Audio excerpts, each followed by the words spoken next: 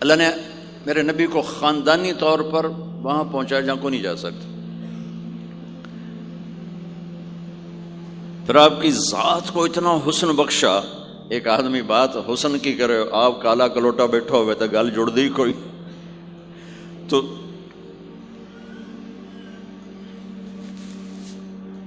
آپ تشریف لے جا رہے تھے ہجرت کر کے، تو راستے میں ایک رابغ ایک جگہ آتی ہے، وہاں بھوک لگی، پیاس لگی، وہ کھانے کا سامان تھا نہیں، تو ایک بڑھیا عورت کا خیمہ دیکھا. وہاں پہنچے تو کہا ماں جی کچھ کھانے کو ملے گا؟ میں نے کہا بیٹا قحط کا زمانہ ہے، کچھ نہیں ہے. تو ایک مریل بکری کھڑی تھی وہاں، بالکل چمڑا تھے ہڈی. ہم نے کہا میں اس سے دودھ نکال لوں؟ ان کا بیٹا یہ تو بن بیاہی بکری ہے اور ماس اس کے اوپر نہیں ہے، یہ کیا دودھ دے گی؟ کہ آپ اجازت دو. ان کا لے لے. چونکہ غیر فطری کام ہو رہا تھا تو لہٰذا اس نے آپ کو غور سے دیکھا کہ یہ کون ہے جڑا ایو جی بکری جو دودھ کڈو ہے. لہٰذا آپ کیسے دیکھنے لگی. تو آپ نے بکری کو کھینچا اور اس کے تھنوں کو ہاتھ لگایا، وہ نیچے لٹک گئے اور ایک پورا ڈول دودھ سے بھر دیا. بکری سے یہ گلاس بھی نہیں بھرتا بکری کے دودھ سے، لیکن وہ پورا ڈول بھر دیا. اپنے تینوں ساتھیوں کو پلایا، پھر خود پیا. پھر دوبارہ دودھ نکال کے پورا ڈول بھر کے اس اماں کو دیا، چلے گئے. بکری کی عمر 7 سال ہوتی ہے، 7 سال تک زندہ رہتی ہے، ذبح نہ کریں مر جاتی. یہ بکری 22 برس زندہ رہی اللہ کے نبی کے ہاتھ لگنے کی برکت سے. 22 برس اس بکری نے عمر پائی. جب شام کو اس کا خامد آیا، وہ کہنے لگا اے دودھ کتھوں ہے؟ وہ کہنے لگی ایس بکری چو وزا گیا کملی ہو گئی، اتھو دودھ کتھوں آ گیا؟ وزا گیا اسے چو آیا. وزا گیا اپنی عقل دا علاج کرو، یہ کتھوں آ گیا؟ کہا نہیں، ایک کوئی جادوئی شخصیت والا نوجوان آیا تھا، اس کے ہاتھوں میں کوئی طاقت تھی، اس نے تھنوں کو ہاتھ لگایا اور چشمہ بنا دیا. اچھا کیسا تھا ذرا بتاؤ؟ سفیلی، ذرا دسے نہ کیوں جائے. اب اس نے بتایا کہ میں نے کیا دیکھا، اور وہ کمال کیا اس بڑھیا نے کہ آج تک بڑے بڑے علماء ان الفاظ کا ترجمہ کرتے ہوئے تھک رہے ہیں. وہ کہنے لگی ابا معبد رأيت رجلا ظاهر الوضاء أبلج الوجه حسن الخلق لم تعبه ثجلة لم تزر به سعلة أزج أقرا وسيم قصيم في عينيه تعج في صوته صحل في لحيته كثافة في عنقه سطع إن تكلم علاه البهاء وإن سكت علاه الوقار وهو أندر الثلاثة. مجھے بھی ہمیشہ اس کے ترجمے میں تھکنا ہی پڑتا ہے، لیکن مجھے اس کی بڑی ایک تعبیر اللہ نے سجائی. کہنے لگے میں اس کا ترجمہ یوں کرتا ہوں، کہنے لگے ابو معبد میں تمہیں کیا بتاؤں، میں نے ایسا انسان دیکھا مجھے لگا جیسے 14ویں کا چاندی کپڑے پہن کے زمین پہ آ گیا. کہ مجھے یوں لگے 14ویں کا چاندی زمین پہ کپڑے پہن کے اتر آیا.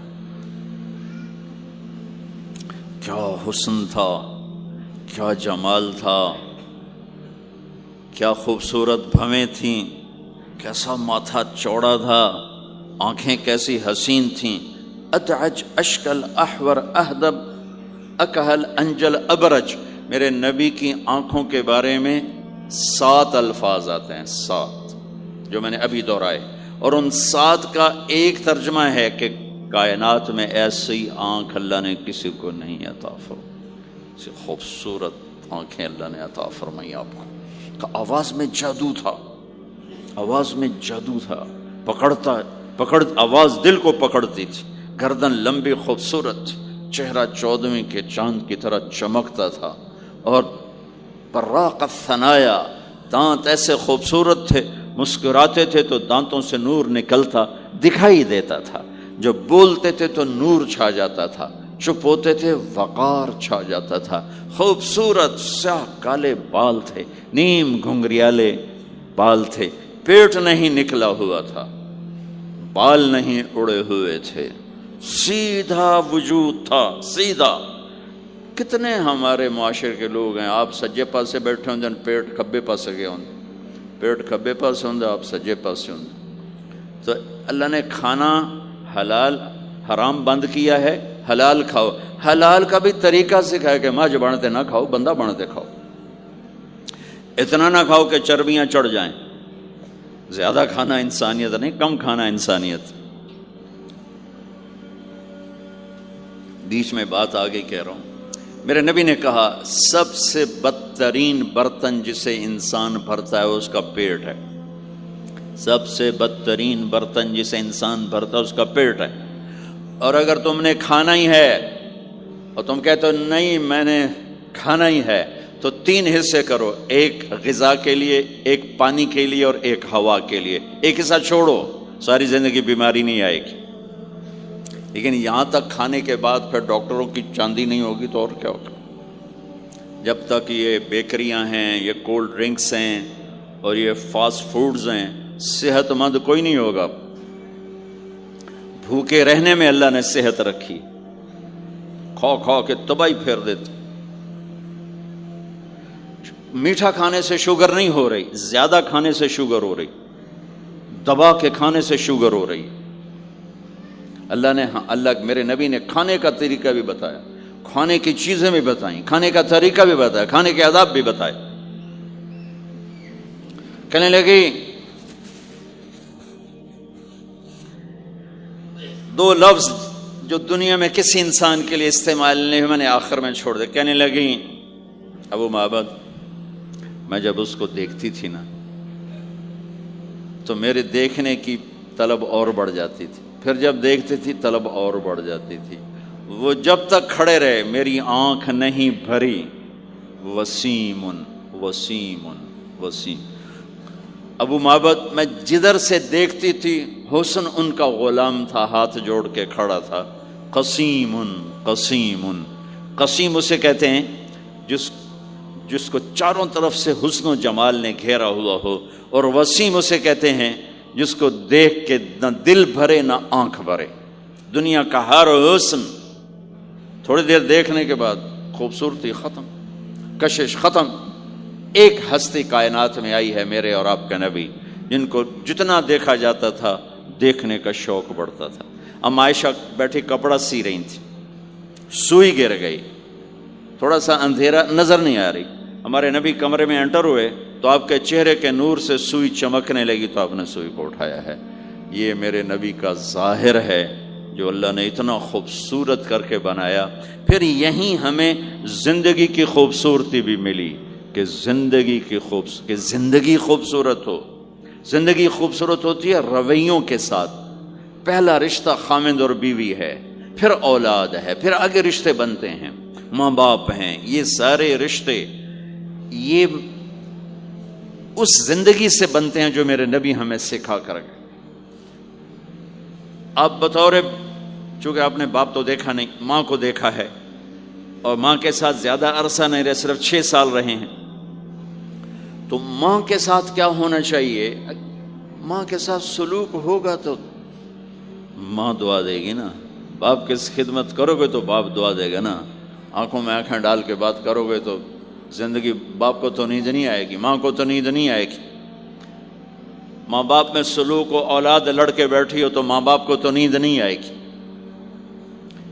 بیوی بدتمیزی سے بات کرے تو خامند کے نیند اڑ جائے گی، خامند بدتمیزی کرے تو بیوی کی نیند اڑ جائے گی۔ تو یہ کہاں سے زندگی ملے گی؟ میرے نبی کے دروازے پر جاؤ، وہاں پتہ چلے گا کہ زندگی کیسے گزاری ہے۔ تو آپ نے اپنی اس تمنا کا اظہار کیا، کاش میری ماں زندہ ہوتی تو میں اس کی ایسی خدمت کرتا۔ میں عشاء کی نماز کے مصلی پہ کھڑا ہو کر ہاتھ باندھے سورۃ فاتحہ پڑھ رہا تھا، الحمدللہ رب العالمین۔ ادھر سے میرے گھر سے آواز آتی، محمد، میری ماں مجھے پکارتی محمد، تو میں نماز توڑ کے کہتا لبیک یا اماں، ماں جی میں حاضر ہوں، ماں جی میں حاضر ہوں۔ زندگی کو خوبصورت بنانے کا ماں باپ کے لیے طریقہ کہ اولاد ماں باپ کی آنکھوں کی ٹھنڈک بنے. یہ بچے ہمارا سب سے قیمتی سرمایہ، اور انہی پر سب سے بڑا ظلم ہوتا ہے. سب سے بڑا ظلم ہے آج کے ماں باپ کا 3 سال کے بچے کو اسکول ڈالنا. سب سے بڑا ظلم ہے. وہ روتا ہوا جاتا ہے، روتا ہوا آتا ہے، اور ماں باپ سے اس کی محبت کی تار کٹتے جاتے ہیں، کٹتے جاتے ہیں، کٹتے جاتے ہیں. 7ویں سال میں وہ بدتمیز ہوا پڑا ہوتا ہے. اب مائیں پریشان ہیں، بچے بدتمیز ہیں، بچے بدتمیز ہیں، کیونکہ ماں نے گود نہیں دی. جو ٹائم ماں نے دینا تھا وہ دے دیا اسکول کو. اور ہمارے اسکول کاروباری ادارے ہیں، علمی ادارے نہیں ہیں، کاروباری ادارے ہیں. میرے ملک کا یہ روگ ہے کہ یہاں کا وکیل بھی کاروباری ہے، یہاں کا ڈاکٹر بھی تاجر ہے، یہاں کا وکیل بھی تاجر ہے، یہاں کا جج بھی بک جاتا ہے، اور یہاں کا اسکول اور کالج بھی کاروبار ہے. 3 سال کا بچہ جب ماں باپ سے دور ہوتا ہے، روتا ہوا جاتا ہے، روتا ہوا آتا، تو وہ ماں باپ سے دور ہو جاتا ہے. اس کے اندر نفرت پیدا ہونی شروع ہو جاتی. سر اٹھا جو ہی وہ سر نکالتا ہے تو وہ ماں باپ کا نافرمان ہو جاتا ہے، بدتمیزی کرتا ہے، لڑتا ہے، جھگڑتا ہے، کیونکہ ماں اور باپ نے ٹائم نہیں دیا. اور پھر اس موبائل نے ہماری زندگی، گھر کی زندگی تباہ کر دی ہے کہ بچہ آ کر ماں سے بات کرتا ہے، ماں موبائل کو دیکھ کے بچے سے بات کر رہی ہوتی. وہ باپ سے بات کرتا ہے، وہ اپنے موبائل میں، اور بچے سے بات کرتا ہے. یہ اس بچے کی عزت کو ذبح کر دینے والی بات. آنکھ سے آنکھ ملانا عزت دینا ہے. میرے نبی پاک صلی اللہ تعالی علیہ وسلم کی طرف جب کوئی آپ کو بلاتا نا، یا رسول اللہ آپ سے، تو مثلا یہ ہماری مجلس ہے، ادھر بھی لوگ ہیں، ادھر بھی لوگ ہیں. اب مجھے کوئی ادھر سے بلائے تو میری تو اتنی گردن مڑے گی، کوئی ادھر سے بلائے میری اتنی گردن مڑے گی. لیکن میرے نبی پاک صلی اللہ علیہ وسلم کو ادھر سے جب کوئی آواز دیتا یا رسول اللہ، تو اب یوں نہیں کرتے تھے، ہاں جی 10 کی گل ہے. اب پورا یوں کرتے تھے ایسے. بولو میرے بھائی کیا بات ہے، سبحان اللہ. آپ کو ادھر سے کوئی بلاتا یا رسول اللہ، تب ایسے نہیں کرتے تھے، ہاں جی بولو. اب پورا ایسے مڑ کر پھر فرماتے، جی فرمائیے کیا بات.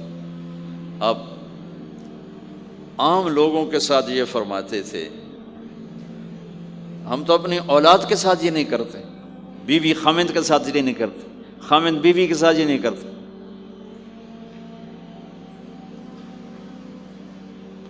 تو وہ ایک گیپ پیدا ہو جاتا ہے، ایک فاصلہ پیدا ہو جاتا ہے. تو میرے نبی نے بتایا کہ ماں باپ کے ساتھ کیا کرنا ہے. کہ میری ماں ہوتی تو میں نماز ہی توڑ دیتا اس کے لیے. حج کا سفر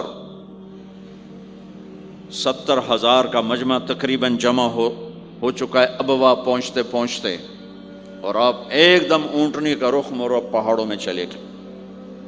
میری زندگی سفروں میں گزری ہے، ان میں خوبصورت ترین سفر میرا وہ ہے جو میں نے حضرت اماں آمنہ کی قبر پہ حاضری تھی. پہاڑوں کے اندر آپ اندر تشریف لے گئے، مجمع بھی ساتھ ہو گیا، کدھر جا رہے ہیں، اونٹنی کو بٹھایا. پہاڑ ہے کچھ 40-50 فٹ اونچا، اس کے اوپر قدرتی ایسے ایک پلین بنا ہوا ہے جیسے اللہ نے پہلے سے سنبھال کے رکھا ہوا تھا. اب تو انہوں نے قبر کا نشان مٹا دیا ہے. تو ماں کی قبر کے سرہانے تشریف لے گئے اور گھٹنے اٹھائے، ہاتھ یہاں رکھے اور سر گھٹنوں میں دیا ایسے. یہ پوزیشن ہے چھوٹے بچے کے رونے کی. جب وہ رونا چاہتا ہے تو پھر اپنے پاؤں اٹھا کر یوں کر دیتے. پھر اس کے بعد آپ ایک معصوم بچے کی طرح روئے، اور اتنا روئے کہ آپ کی ساری داڑھی آنسوں سے تر ہو گئی، آپ کا احرام تر ہو گیا، اور اپریل کی دھوپ تھی. اور آپ نے فرمایا میں آج رات یہیں قیام کروں گا. میں وہاں گیا ہوں، وہاں 2 آدمی نہیں ٹھہر سکتے. میرے نبی نے کہا میں یہیں ٹھہروں گا. آگے کوئی 6-7 میل دور انتظام تھا حاجیوں کے اس قافلے کے ٹھہرنے کا. کچھ لوگ چلے گئے ہوں گے، لیکن آپ نے وہ رات اپنی ماں کے سرہانے گزاری.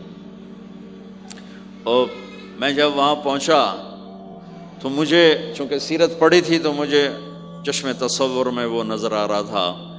حضرت آمنہ کی عمر صرف 25 برس تھی اور ہارٹ اٹیک ہوا اچانک، بولا نہیں جا رہا. اور اللہ کے نبی ماں کو دیکھ کے گھبرا رہے ہیں کہ کیا ہوا، 6 سال کا بچہ پہلی موت دیکھ رہا ہے، وہ بھی ماں کی. تو مجھے ہارٹ اٹیک ہوا تو بولا نہیں جاتا، بلا رہے ہیں بولا نہیں جا رہا، آواز نہیں نکل رہی. تو بلا رہے ہیں، ام ایمن بھی ساتھ ہے، آواز نہیں نکل رہی. لیکن بجھنے سے پہلے شمع کے جو بھڑکتی ہے 2 لفظ بولے، کل حی میت و کل جدید بال وقد ولدت طہرا. میرے بچے، ہر جوانی ڈھلتی ہے اور ہر زندگی موت کا نوالا بنتی ہے. مجھے لگتا ہے میرا وقت آ گیا ہے، لیکن میں ایک ایسے بچے کو چھوڑ کے جا رہی ہوں جو ساری دنیا کو پاک کر دے گا. پاکیزہ چھوڑ کے جا رہے ہیں. تو پتھروں میں ہی دبایا، کوئی کھودنے کا تو انتظام ہی نہیں تھا. تو جب پہاڑ سے نیچے اترے تو اللہ کے نبی نے ایک دم ہاتھ چھڑایا، دوڑ لگائی اور پھر پہاڑ پہ چڑھ گئے. تو ام ایمن آپ کی ماں ہے، دودھ پلا. 8 عورتوں نے میرے نبی کو دودھ پلا، ان میں ایک ام ایمن بھی.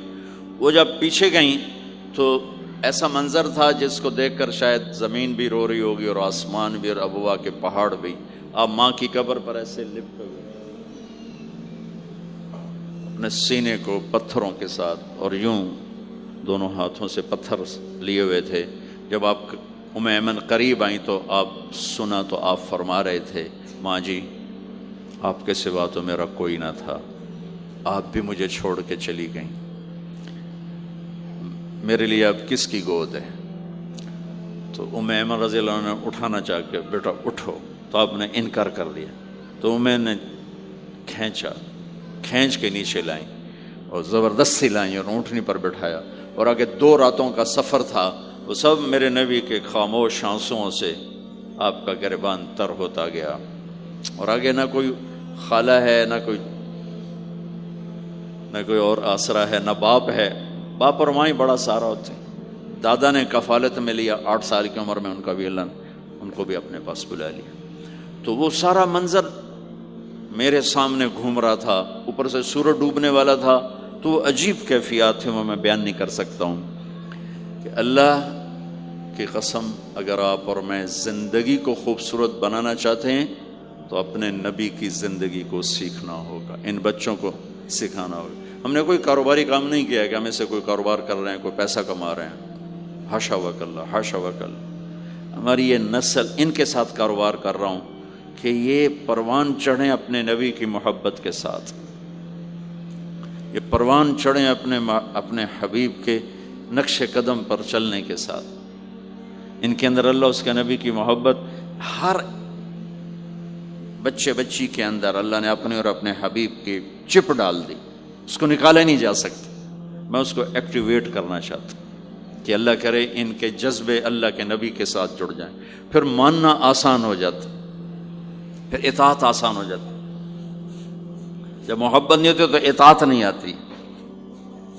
تو میرے بھائی بہنوں، زندگی کی خوبصورتی کا تعلق میرے نبی والے خوبصورت اخلاق کے ساتھ. پھر آپ نے بیویوں کے ساتھ کیا سلوک کیا. 2 مہینے چولہا نہیں جلتا، 2 مہینے کھانے کو کچھ نہیں ملتا، اور ہر بیگم قربان ہے، فدا ہے. 2 مہینے جس عورت کے گھر میں چولہا نہ جلے وہ خامند کا کیا حشر کرے گی. اور میرے نبی کے گھر میں 2 مہینے چولہا نہیں جل رہا ہے، خود بھی بھوک برداشت کر رہے ہیں، بیگمات بھی بھوک برداشت کر رہے ہیں. ایک رات حضرت عائشہ کے ساتھ لیٹے ہوئے تھے ایک ہی چارپائی پر. تو آپ کبھی یوں کروڑ بدلتے، کبھی یوں کروڑ بدلتے. پھر ایک دم آگے بڑھے اور چارپائی کی لکڑی کے اوپر ایسے پیڑ کو ٹیک کر نیچے جھک گئے. تو عائشہ اٹھ کے بیٹھ گئے، یا رسول اللہ کیا ہوا؟ آپ سیدھے ہو کر فرمایا، عائشہ بھوک بڑی لگی. جس کے ہاتھ میں جنت کی چابی ہو، جو میرے نبی کا، میرے اللہ کا محبوب اور حبیب ہو، جس سے پردے ہٹا کر میرا رب کلام کر چکا ہو، جسے قاب قوسین او ادنا کا مقام دے چکا ہو، اور جس سے آگے مقام محمود پر بٹھانے والا ہو، اور جس کی شفاعت سے جنت کا دروازہ کھلنے والا ہو۔ عائشہ بھوک بڑی لگی تو عائشہ رونے لگی کہ یا رسول اللہ آپ اللہ سے بات کیوں نہیں کرتے ہیں؟ کہ نہیں عائشہ، اسی بھوک میں اللہ سے ملوں گا، مجھ سے پہلے جو نبی میرے ساتھی تھے وہ بھی اسی طرح چلے گئے، میں بھی ایسے ہی چلا جاؤں گا۔ اور اس کے باوجود بیویاں قربان ہو رہی ہیں، فدا ہو رہی ہیں۔ کس چیز نے باندھا ہوا تھا؟ میرے نبی کے سلوک نے، میرے نبی کے اخلاق نے۔ اللہ کی قسم، میرے نبی کی شادیاں شوق کی شادیاں نہیں تھی۔ ایک حدیث سناتا ہوں، ما تزوجت وما زوجت الا بوحی من السماء نزل به جبریل۔ سن لو لوگو، میں نے جہاں شادی کی، میں نے جہاں بیٹی دی، پہلے آسمان سے وحی آئی، جبریل لے کر آئے، پھر میں نے شادی کی۔ تو یہ شوق کی شادیاں نہیں ہیں، زندگی سکھانے کی شادیاں ہیں، کیونکہ سب سے مشکل رشتہ خامند اور بیوی ہے، سب سے مشکل رشتہ خامند اور بیوی ہے۔ اس وقت طلاقیں کیوں بڑھ رہی ہیں؟ ایک تو یہ ہماری یہ جو فاسٹ فوڈ ہے، اس نے ہمارے اندر جو ایک نیچرل سسٹم تھا اسے ڈسٹرب کر دیا ہے، تو غصہ بڑھ گیا ہے، برداشت گھٹ گئی ہے، چھوٹی چھوٹی باتوں پہ گھر اجڑ رہے ہیں، گھر اجڑ رہے ہیں۔ پہلے یورپ میں سنتے تھے، اب یہاں پاکستان آج شادی ہوتی، چوتھے دن طلاق ہو رہی ہوتی۔ میں وہاں بیان کے لیے نکل رہا تھا مانچسٹر، تو میرے ساتھ جو گاڑی چلا رہا تھا، میں نے پوچھا آپ کیا کرتے ہو؟ لاہور کا تھا۔ کہا جی میں وکیل ہوں۔ میں نے کہا یہاں کوئی جھوٹے کیس ہوتے ہیں جیسے پاکستان میں؟ کہا جی نہیں، یہاں جھوٹا کیس کوئی نہیں ہوتا، جو بھی ہوتا ہے جنون ہوتا ہے۔ میں نے کہا یہاں مسلمانوں کے لڑائی جھگڑے آتے ہیں؟ کہا جی ہاں جی آتے ہیں۔ میں نے کہا سب سے زیادہ کیا جھگڑے آتے ہیں؟ کہا جی سب سے زیادہ طلاق کے آتے ہیں، طلاق طلاق طلاق طلاق۔ کہ نہیں سیکھا، زندگی برداشت کا نام ہے، برداشت کرنا سیکھا نہیں۔ میرے نبی نے 11 شادیاں کی، ہر قسم کی عورت کے ساتھ شادی کی، خاندان کے اندر، برادری کے اندر، اور خاندان برادری سے باہر۔ یہی 3 نسبتیں ہیں۔ اپنے خاندان میں قریش، تو آپ کی کئی بیگمات قریش، حضرت عائشہ، حضرت حفصہ، حضرت زینب، حضرت ام حبیبہ، یہ سب قریش ہیں۔ قریش سے باہر حضرت میمونہ، حضرت جویریہ، یہ قریش سے باہر ہے، برادری۔ پھر برادری سے بھی باہر شادی کی، یہود، حضرت صفیہ یہودی کی بیٹی ہیں، ان کے ساتھ شادی کی۔ ہر نسل سے شادی کی، اوپر والے کا نظام ہے۔ اپنے سے مالدار حضرت خدیجہ، اپنے برابر ام سلمہ، ام حبیبہ، اپنے سے کم فخر میں جویریہ، صفیہ، اپنے سے غربت کے ساتھ نہیں۔ عمر سے بڑی کے ساتھ شادی کی حضرت خدیجہ، ہم عمر کے ساتھ شادی کی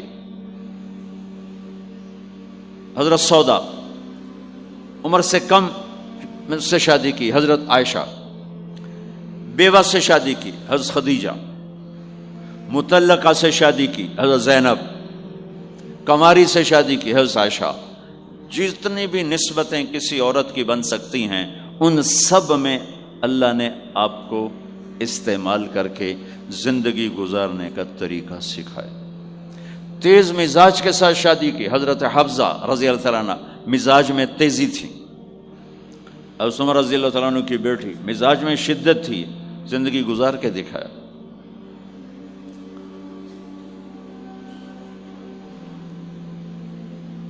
ایک آپ کو حدیث سناتا ہوں، اللہ کی قسم صرف ہمیں سکھانے کے لیے۔ جس ہستی نے اللہ کو آنکھوں سے دیکھ لیا ہو، اس کے لیے عورت کیا چیز ہے، دنیا کیا چیز ہے۔ میرے نبی کا معراج کے بعد دنیا میں واپس آنا سب سے بڑا مجاہدہ اور قربانی ہے۔ جنت میں اللہ ہمیں نصیب کر، جب اللہ کا دیدار ہوگا تو اس کے بعد اللہ کی قسم جنت والوں کو جنت بھول جائے، عورتوں کو خامد بھول جائیں گے، خامدوں کو بیویاں بھول جائیں گی، اور جنت کی ہر نعمت بھول جائے گی، صرف اللہ کو دیکھنے میں گم ہو جائیں گے۔ اور میرے نبی اپنی آنکھوں سے اللہ کو دیکھ کر آئے ہیں، ٹھیک ہو گیا۔ اب ایک حدیث سنو کہ عائشہ مجھے جب سے پتہ چلا ہے نا کہ تو جنت میں میری بیوی ہے، تو میرے لیے تو مرنا ہی آسان ہو گیا ہے۔ اللہ اکبر۔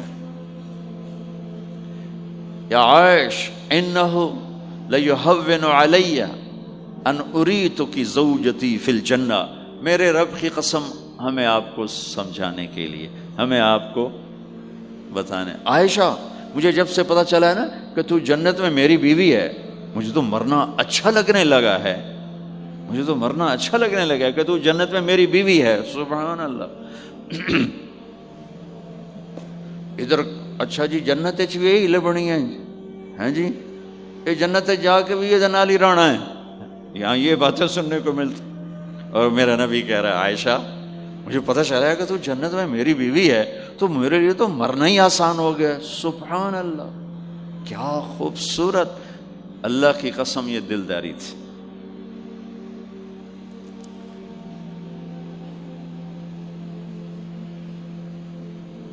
سب سے مشکل رشتہ خامند اور بیوی ہے، سینکڑوں آیات اس کے لیے اللہ نے اتاری، ماں باپ کے لیے چند آیات، اولاد کے لیے چند آیات، بہن بھائیوں کے لیے چند آیات ہے، خامند اور بیوی کے لیے قرآن پڑھا ہے، پوری سورت اتاری ہے اور سینکڑوں آیات اتاری، چونکہ ایک اس رشتے کی اہمیت، ایک اس کی نزاکت اور کمزوری کہ کوئی رشتہ ٹوٹتا نہیں سوائے خامند اور بیوی کے۔ میں ماں کا بیٹا ہوں، باپ کا بیٹا ہوں، اچھا ہوں یا برا ہوں، انہی کا ہوں، میرا نسب میری نافرمانی سے بدل نہیں سکتا، میں اللہ بخش کا بیٹا ہوں، میرا یہ نسب بدل نہیں سکتا، اچھا ہوں یا برا ہوں، اللہ ان کی قبر روشن کرے۔ خامند اور بیوی کا رشتہ ایک بول پہ ٹوٹ جاتا ہے، ایک بول پہ ٹوٹ جاتا ہے، اس لیے اس کو بچانے کے لیے آیات آیات آیات، اور میرے نبی کی شادیاں کہ کس طرح ایک گھر کو لے کے چلتے ہیں، کس طرح ہر مزاج کی عورت کے ساتھ سلوک کرتے ہیں۔ جہاد کا سفر، کاروباری سفر نہیں، میرے نبی کا، اور چلنے لگے، اعلان ہوا کوچ کرو، سب نے سواریاں کس لیں، سامان کس لیا، یوں چلنے کا حکم ہو رہا ہے، اور حضرت عائشہ رضی اللہ نے اپنا یوں دیکھا، اونٹنی پہ بیٹھ گئی تھیں، ہار کوئی نہیں، یا رسول اللہ میرا تو ہار کوئی نہیں، میرا ہار گم ہو گیا ہے، میرا ہار تلاش کریں ہم پھر چلیں گے۔ تو میرے نبی کہتے تو وڈی آئی نواب زادی، میں جہاد تے بہ جانا تینوں ہار دی پائے گی، چل اگو لگ۔ میرے نبی نے کہا چلو بھائی عائشہ کا ہار تلاش کرو۔ اللہ کی قسم میں جب یہ واقعات پڑھتا ہوں یا سناتا ہوں میں خود حیرت میں ڈوبا ہوتا ہوں کہ کیا کر دیا میرے نبی نے، جہاد کا سفر، اور میرے نبی کا ہار تلاش کرو بھائی، اب سارے ہار تلاش کر رہے ہیں، کچھ دن چھپ گیا اور ہار کی تلاش تو بند ہو گئی اور سفر بھی بند، چونکہ اندھیرے میں کہاں جائیں گے، اور آپ کے ماتھے پہ شکن، عائشہ تیری وجہ سے ساری مصیبت ہے، اللہ دے بندی تو ہار دے مگر پہ گئی، کیڑی گل ہے ہار دی، ایک لفظ نہیں فرمایا، سارے قافلے نے قیام کیا، عشاء تک تو پانی تھا وضو کا، پانی ختم ہو گیا، عشاء مغرب عشاء پڑی کٹھی تو پانی ختم ہو گیا، اب پانی ختم ہو گیا تو فجر کی نماز آ رہی ہے، پانی کوئی نہیں ہے، تو سارے صحابہ نے ابو بکر پہ چڑھائی کی، اے ویکھے تیری دھی دے مگر ساڑے نال کی بنی، ہن اسی نماز کی میں پڑھنی ہے، پانی تو ہے نہیں تو وضو کی میں کرنا ہے۔ اب ابو بکر کو غصہ چڑھا، اس ایک دم، وہ تو باپ تھے، وہ گھس گئے خیمے میں، آگے دیکھا تو اللہ کے نبی اما عائشہ کی گود میں سر رکھ کے سوئے ہوئے تھے، اور اما جی ایسے بیٹھی تھی، آپ کو سارا دیکھ رہی ہوں، اب بولیں تو خطرہ ہے آنکھ کھل جائے گی، اور غصہ بھی چڑھا ہوا ہے، باپ بھی ہیں، تو اب مجھے دیکھو کیا کر رہے تھے۔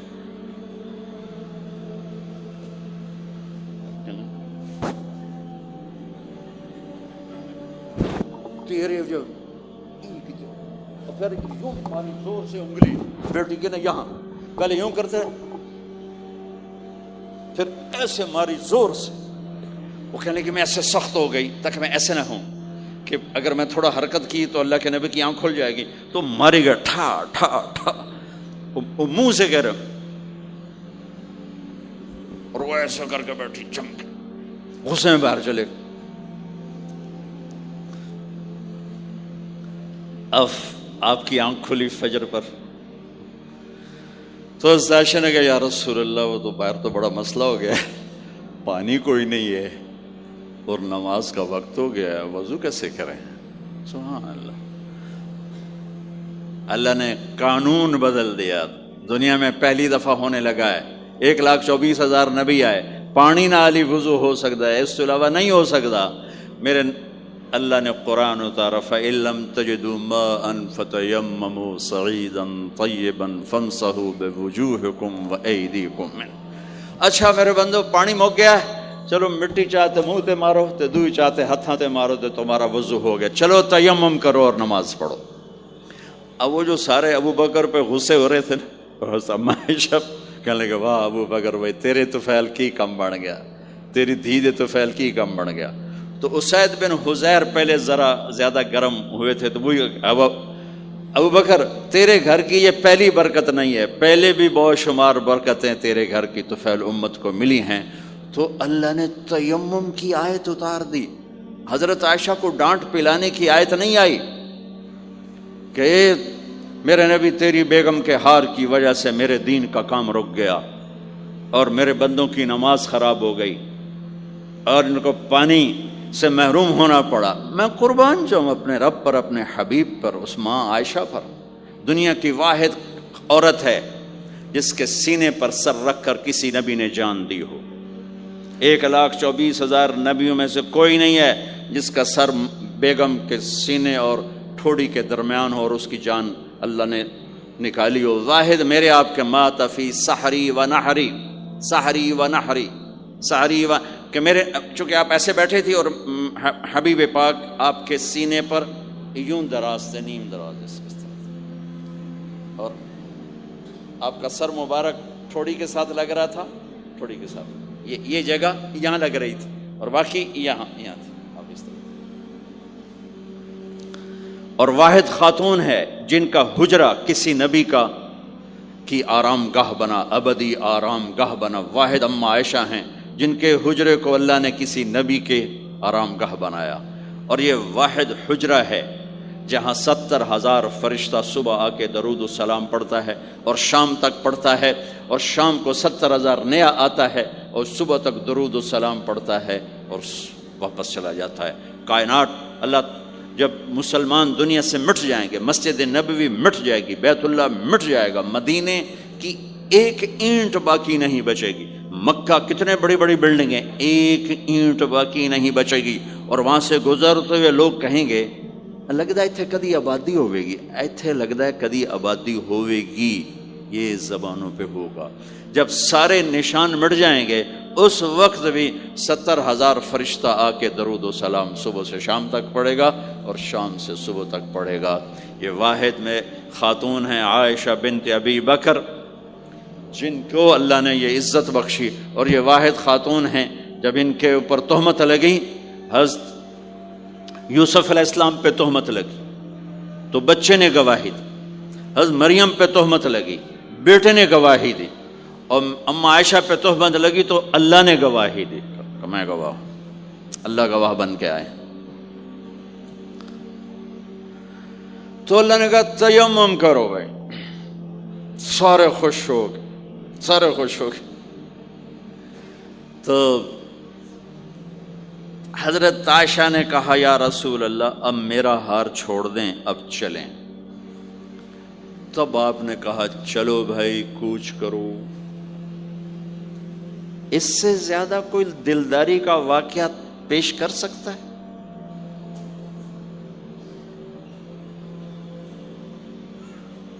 سبحان اللہ۔ اور جب اونٹنی کو اٹھایا گیا، وہ ہار کا دھاگا ٹوٹا اور پھسل کے اونٹنی کے نیچے چلا گیا، وہ سارے کھبے سجے ویندے رہ گئے، ہار نیچے پڑا تھا۔ جب اونٹنی کو اٹھایا تو ہار نیچے سے نکلا، تو صاحب نے کہا لے بھی عائشہ اے تیرا ہار بھی لب گیا۔ یہ دلداری ہے میرے نبی کی، یہ ہمیں سکھایا۔ کہیں عورتوں کی بدتمیزی بھی انتہا کو پہنچی ہوتی ہے اور وہ اپنے گھر اجاڑ دیتی ہیں اپنی زبان کی شدت کی وجہ سے، اپنی بد اخلاقی کی وجہ سے، لیکن کوئی زیادہ معاملہ مردوں کی طرف سے خراب ہوتا ہے تو شریعت نے بھی اس کو زیادہ بیان کیا اور میرے نبی نے بھی اس کو اجاگر کیا۔ اور میرے نبی کی آخری تقریر، آخری خطبہ حجۃ الوداع کا، صرف ایک رشتے کو بیان کیا، صرف ایک رشتے کو بیان۔ ہم کتنے رشتوں میں جکڑے ہوئے ہیں، ماں باپ، بہن بھائی، چاچا تایا، خالہ خالو، دادا دادی، نانا نانی، ساس بہو، کتنے ہم رشتوں میں جکڑے ہوئے ہیں۔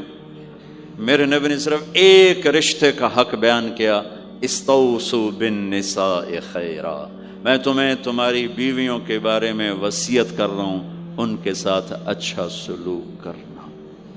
صرف ایک رشتے کو بیان فرمایا، چونکہ یہ بنیادی رشتہ ہے، یہاں سے خاندان بنتا ہے۔ جب یہ ٹوٹ جاتا ہے اور ہمارا جوائنٹ فیملی سسٹم ہے تو کہیں ساس توڑ رہی ہے، کہیں سسر توڑ رہا ہے، کہیں نندیں توڑ رہی ہیں، کہیں خود خامد اپنی بے وقوفی کی وجہ سے توڑ رہا ہے، کہیں بیوی اپنی حماقت کی وجہ سے اس رشتے کو توڑ رہی ہے۔ ایک عورت آئی، ایک لڑکی آئی، یا رسول اللہ میری شادی ہونے لگی، میرے خامد کا کیا حق ہے میرے اوپر؟ دونوں طرف کی میرے نبی نے زندگی سکھائی۔ میرے نبی نے فرمایا تیرے خامد کے جسم پہ پھوڑے نکل آئیں، پھوڑوں میں گندا پانی جمع ہو جائے، پیپ جمع ہو جائے، اور تو زبان سے چاٹ چاٹ کے اس کے زخموں کو دھوئے، تو بھی تو نے اپنے خامد کا حق ادا نہیں کیا ہے۔ دوسرا، لائف کو بیلنس کیا میرے نبی نے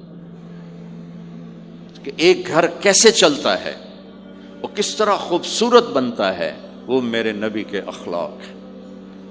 آپ سب سے ایک بات کرتا ہوں، برداشت کرنا سیکھ لیں، زندگی خوبصورت ہو جائے۔ صرف سارے اخلاق کو میں جمع کروں ایک لفظ میں، برداشت، اور اس کو شریعت میں صبر۔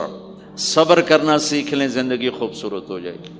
بچیاں ساس کی شکایت کر رہی ہوتی ہیں، کبھی خامند کی شکایت کر رہی ہوتی ہیں، کبھی اولاد ماں باپ کی شکایت کر رہی ہوتی ہے، کبھی اولاد ماں باپ کی شکایت کر رہے ہوتے ہیں۔ شکایتوں سے جہان بھرا پڑا ہے۔ آپ شکایتوں کو دفن کر کے ہونٹ سی لیں، صبر، آہ نہ کر لبوں کو سی، عشق ہے دل لگی نہیں، سینے پہ تیر کھائے جا، آگے قدم بڑھائے جا، یعنی زبان حال سے کہہ دے کہ ہاں ستائے جا۔ جو ستاتا ہے چپ ہو جاؤ، جو ستاتا ہے چپ ہو جاؤ۔ اللہ کی قسم آپ ایسی طاقت بنو گے کہ پہاڑ بھی راستہ دیں گے۔ صبر انسان کی سب سے بڑی طاقت، صبر انسان کی سب سے بڑی طاقت ہے، صبر انسان کی سب سے بڑی طاقت، الٹا کے رکھ دیتی ہے چیزوں کو۔ چپ رہنا سیکھ، خاموش رہنا سیکھ، درگزر کرنا سیکھ، تو آپ دیکھیں گے آپ کی زندگی میں کتنا حسن آتا ہے، کتنی زندگی میں مٹھاس پیدا ہوتی ہے۔ غصہ نکال دینا وقتی ایک راحت ہوتی ہے، اور پھر شرمندگی اور ندامت کے سوا کچھ نہیں ہوتا۔ اور پی جانا، سہ جانا، یہ آپ کو ایک عظیم و شان ہستی بنا دے گا۔ آپ کی دعائیں عرش سے جا ٹکرائیں گی۔ چپ رہنا ان بچوں کو سکھائیں، خاص طور پر اپنی بیٹیوں کو چپ رہنا سکھائیں کہ میں دکھ سے کہتا ہوں میرے دیس کا سسرالی معاشرہ ظالم ہے، ظالم ہے، ظالم ہے۔ اس میں نہ کوئی نمازی کی قید ہے، نہ بے نمازی کی، نہ دیندار کی، نہ بے دین کی، نہ کسی پردے والے گھر کی، نہ بے پرد گھر کی۔ سسرالی معاشرہ بہت ظالم ہے، بہت ظالم۔ جوائنٹ فیملی سسٹم عذاب بن چکا ہے، عذاب۔ پہلے ایک رحمت تھی یہ کہ سب کو اپنے حقوق حدود کا پتہ تھا، اب کسی کی زندگی میں دخل دینا یہ ہمارے اخلاق بن چکے ہیں، تو ہم اپنی زندگیوں کو خراب کر چکے، برباد کر چکے۔ پھر اولاد کے ساتھ کیا کرنا ہے؟ میرے نبی نے حسن حسین کے ساتھ 7 سال گزارے، حسین کے ساتھ 6 سال، حسن کے ساتھ 7 سال علیہم السلام رضی اللہ عنہما۔ 7 سال میں بچہ سمجھدار ہوتا ہے، ایک نصیحت نہیں کی، ایک نصیحت، 7 سال ایک نصیحت نہیں پائیں گے آپ۔ اتنے بڑے نبی، اتنا بڑا انسانیت کا بوجھ، اور روزانہ ٹائم نکال کے بچوں کے پاس آ کر بیٹھتے تھے، ان کے ساتھ کھیلتے تھے، کشتی کرتے تھے، اور بھائیوں کو لائن میں کھڑا کر دیتے تھے۔ تو حضرت جعفر جوانی میں شہید ہو گئے، ان کے بچوں کو، عون، عبداللہ، محمد، ان کے 3 بیٹے تھے، ان کو بھی بلا لیتے اور ایسے ان کو لائن میں کھڑا کر کے پھر ایسے بائیں پھیلا، ہاں بھائی آؤ بھائی مجھے پکڑو، کون ہے جو مجھے پہلے ہاتھ لگائے گا؟ کون ہے جو مجھے پہلے ہاتھ لگائے گا؟ وہ دوڑ لگاتے پانچوں کا پانچوں، کوئی سر پہ چڑھتا، کوئی کمر پہ چڑھتا، کوئی گود میں گرتا، اور میرے نبی بیٹھ کے مسکراتے۔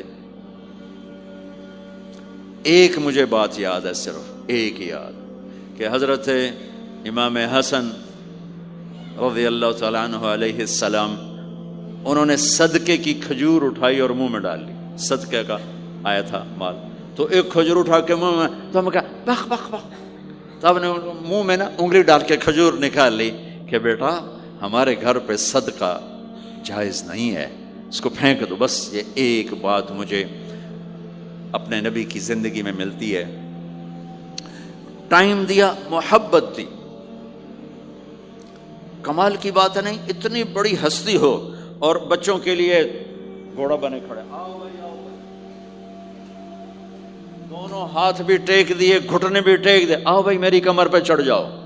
ان کو کمر پہ چڑھایا اور پورے کمرے میں چکر لگا رہے ہیں، چکر لگا رہے ہیں، اور پھر ان سے کہہ رہے ہیں تمہارا اونٹ کیسا؟ اونٹ متیا سواری کو کہتے ہیں، لیکن عام طور پر متیا عربی میں اونٹ کے لیے بولا جاتا۔ تو پوچھتے بچوں تمہاری سواری کیسی ہے؟ پھر دونوں بھائیوں کو اتار دیتے اور نواسی حضرت زینب ان کو اٹھاتے اور اپنی کمر پہ بٹھا کر کمرے میں چکر لگا رہے ہیں، چکر لگا رہے ہیں، چکر لگا رہے ہیں۔ یہ مائیں روز ٹھوکی کھلوتے، ایدو تھپڑ ایدو تھپڑ ایدو تھپڑ ایدو تھپڑ۔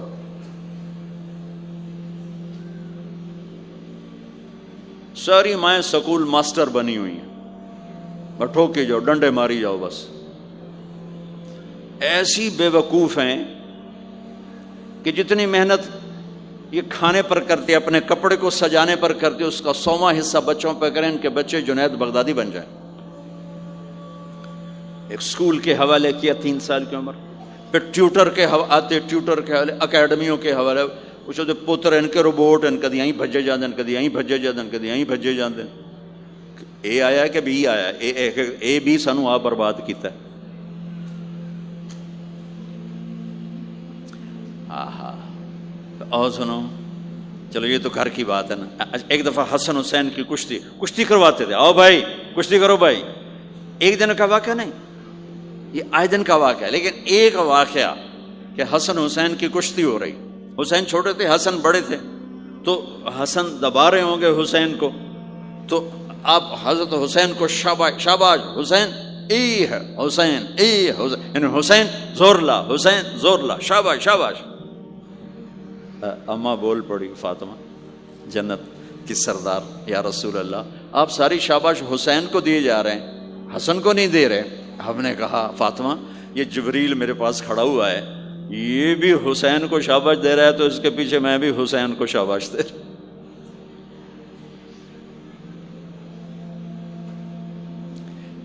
اس سے اور عجیب سنو، آپ فرض نماز پڑھا رہے ہیں، فرض نماز، فرض نماز، نفل نہیں، گھر میں نہیں، مسجد میں، اور آپ سجدے میں گئے اور حسن نے چھلانگ لگائی اور کمر پہ جا کے بیٹھ گئے، اور اینج بندہ کرسی تو ٹھوک کے بیٹھ جاتا۔ میرے نبی نے سجدہ لمبا کر دیا، اتنا لمبا کیا کہ وہ سجدے میں پڑے لوگ سوچنے لگے کہ کہیں اللہ کا نبی فوت تو نہیں ہو گیا۔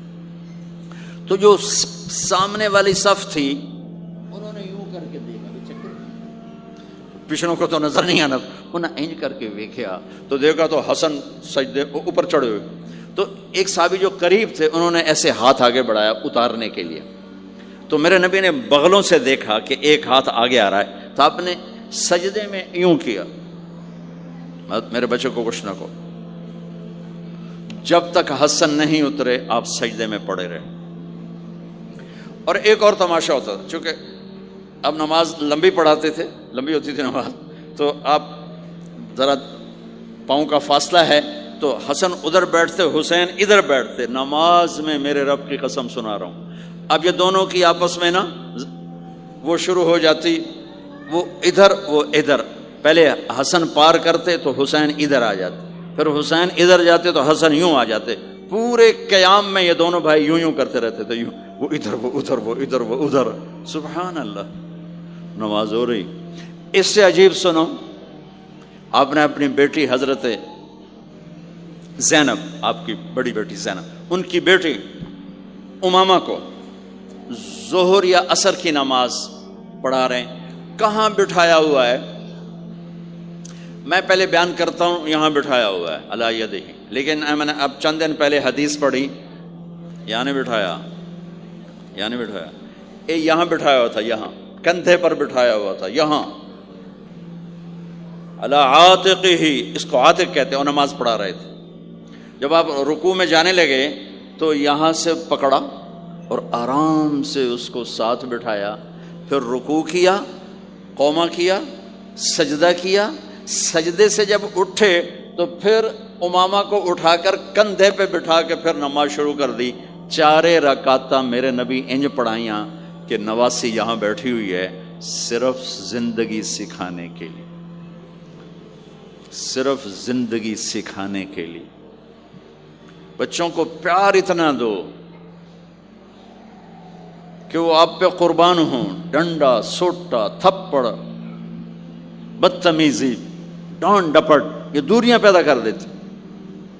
بہت چھوٹی عمر میں نے سگریٹ پینے شروع کر دی، کچھ 7-8 سال کی عمر میں نے سگریٹ پینے شروع کر دی۔ گاؤں میں تھے تو کوئی ماحول تو تھا نہیں، تو گھر والوں کو پتہ چل گیا، تو اب مجھے سگریٹ سے روکنے کے لیے سمجھایا جا رہا ہے۔ جی کیسے سمجھایا جا رہا ہے؟ میری ماں نے میرا منہ کھولا نہیں کر کے، تو میرے ماسی نے چمٹا نپے تے وچ انگارا ہے تو این کر ٹھوکاں تیرے منہ وچ، ٹھوکاں تیرے منہ وچ۔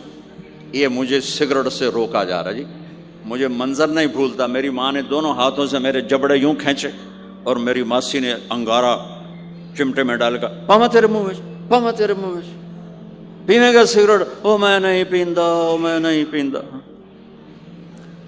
ٹھیک، باہر نکل کر میں نے پہلا کام سگریٹ سلگایا، اور میرے چھوٹے بھائی نے دیکھ لیا میری مصیبت، طاہر میاں، وہ مجھ سے بھی 2 سال چھوٹا، 5 سال تھا، میں 7 سال اور 5 سال، میں کہتا میری شکایت لاوے گا، میں کہا تلی تلی دیا، میں نے سگریٹ اس کے منہ میں لگایا، تو بھی پی میں بھی پینا، تاکہ میری شکایت نہ لگائے۔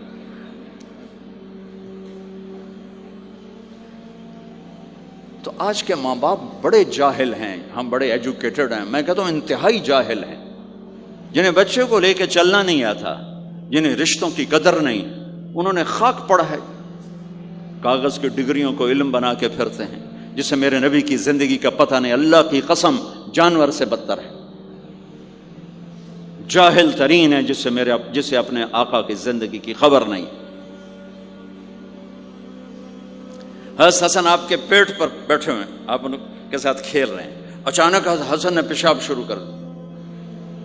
مجھے یاد نہیں، میرے بچے بچیاں ماشاءاللہ، میں نے ان کو اٹھایا ہوا تھا اور مجھے پیشاب محسوس ہوا تو میں نے اسے بیٹھے رہنے دیا ہو، مجھے یاد، میں اسی وقت پیچھے یا منجی تے سٹے یا ہیٹھاں سٹے پیشاب اتنے کرتا الو جائے نہیں۔ ٹھیک، میرے نبی پاک صلی اللہ علیہ وسلم کے نواسے حسن آپ کے پیٹ پر بیٹھے تھے، پیٹ ننگا تھا، تو آپ ان کے ساتھ کھیل رہے تھے تو انہیں پیشاب شروع کر دیا۔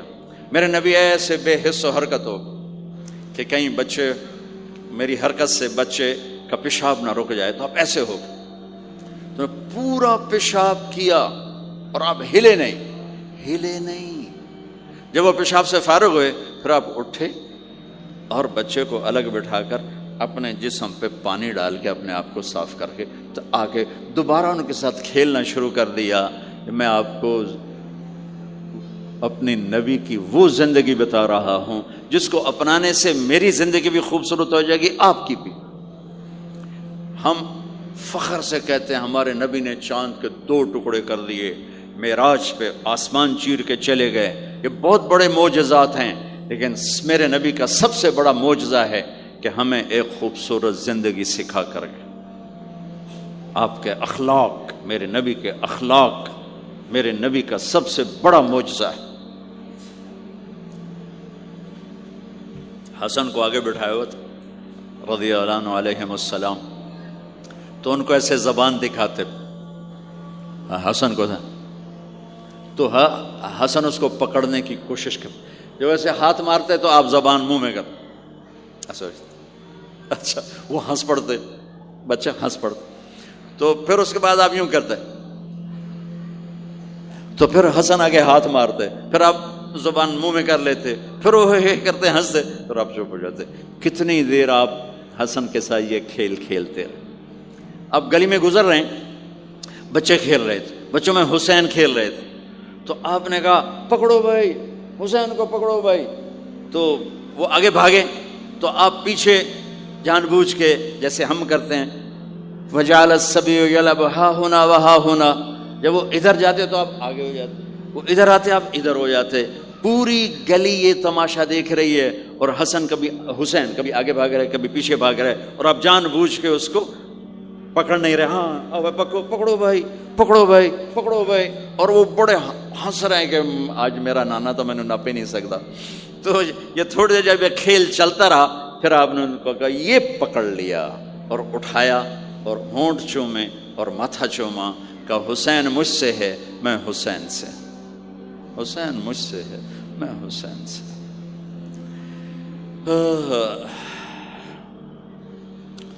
میرے بھائی بہنوں عزیزو، اسلام ہی تو خوبصورت زندگی سکھاتا ہے، وہی ہم نے بھلا دیا۔ کپڑے کیسے ہوں، ٹائی کیسی ہو، کوٹ کیسا ہو، گاڑی کیسی ہو، کھانا کیسا ہو، لباس کیسا ہو، سواری کیسی ہو، گھر کیسا ہو، ڈرائنگ روم کیسا ہو، میچنگ کیسے ہو، بھلا اس کو زندگی تھوڑا ہی کہتے۔ تو آپ سب سے کہتا ہوں کہ اپنے نبی کی زندگی اور سیرت کو پڑھیں، اس کو سیکھیں۔ یہ تبلیغ کا کام ایک عملی محنت ہے، سیکھنے۔ ان بچوں پر محنت کر رہے ہیں کہ اللہ کرے یہ پروان چڑھے تو ان کے اندر اللہ اس کے رسول کا پیار ہو، تو پھر یہ خود ہی چلنا شروع کریں گے۔ یہ میں نے سیرت کی چند جھلکیاں، چونکہ آپ پوری فیملیز بیٹھی ہوئی ہیں، اور فیملیز کے رشتوں میں ماں کا رشتہ، باپ کا رشتہ، بیوی کا رشتہ، خاوند کا رشتہ، اولاد کا رشتہ، یہ چند بڑے رشتے ہیں، اسی کو میں نے آپ کے سامنے پیش کر دیا ہے کہ اس کو سیکھنا پڑتا ہے، اس کے لیے اپنے ذات سے لڑنا پڑتا ہے، تب جا کر زندگی میں حسن اور کمال پیدا ہوتا ہے۔ میری بات یاد رکھیے گا، کبھی زندگی کو خوبصورتی چیزوں سے نہیں ملتی، زندگی کی خوبصورتی میرے نبی والے پیارے اخلاق کے ساتھ۔ جس کو یہ مل گئے اس کے گھر میں 14ویں کا چاند ہر وقت چمکے گا، اور نصف النہار کا سورج ہر وقت چمکے گا۔ جس کے اخلاق بگڑ گئے ان کی دن بھی رات بن جائیں گے، اور رات بھی رات بن جائے گی۔ اللہ اس نسل کو آپ کی آنکھوں اور ہماری آنکھوں کی ٹھنڈک بنائے، اور ایسے ہماری اس محنت کو قبول فرمائے۔